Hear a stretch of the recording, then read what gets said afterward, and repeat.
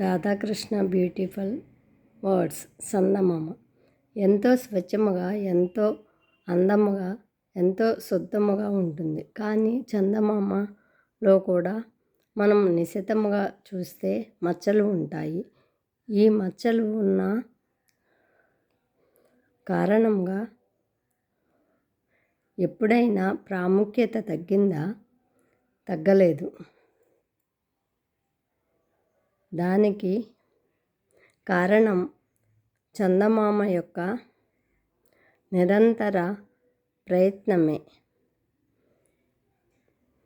ఒకసారి ఆకాశంలోకి చూడండి. ఆ అంధకారం అనుక్షణం ప్రయత్నం చేస్తుంది చందమామను అధిగమించడానికి. ఈ చందమామ అనుక్షణం అంధకారంతో పోరాడుతూ ఉంటుంది. అమావాస్య రోజు నుండి ప్రారంభమైన చందమామ యాత్ర పౌర్ణమి రోజుతో ముగుస్తుంది. అందుకనే ఈ చందమామకు పూజలు జరుగుతూ ఉంటాయి. అందుకే ఈ చందమామకు ప్రాముఖ్యత ఇవ్వబడుతుంది. అదేవిధముగా మీలో ఏదైనా తప్పు ఉంటే కనుక, చెడు ఉంటే, ఎటువంటి సమస్య లేదు, దానిని అధిగమించటం కోసం ప్రయత్నం చేయండి. అంతేకాని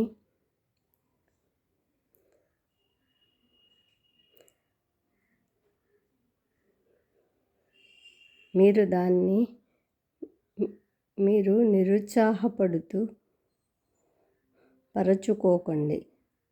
అది చాలా తప్పు.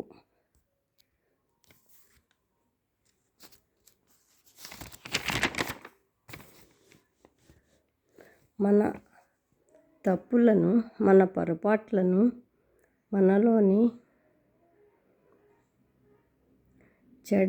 చెడు అలవాట్లను తొలగించి ఒక్కసారి ఈ ప్రపంచంలో మంచి కోసం కదలండి. అప్పుడు మీరే చూస్తారు మీ అంతర్గత వెలుగుని. అది ఎంతో ప్రకాశవంతంగా ఉంటుంది. రాధాకృష్ణ క్వైట్. ఈ వీడియో మీకు నచ్చినట్లయితే లైక్ చేయండి, సబ్స్క్రైబ్ చేసుకోండి. Thank you.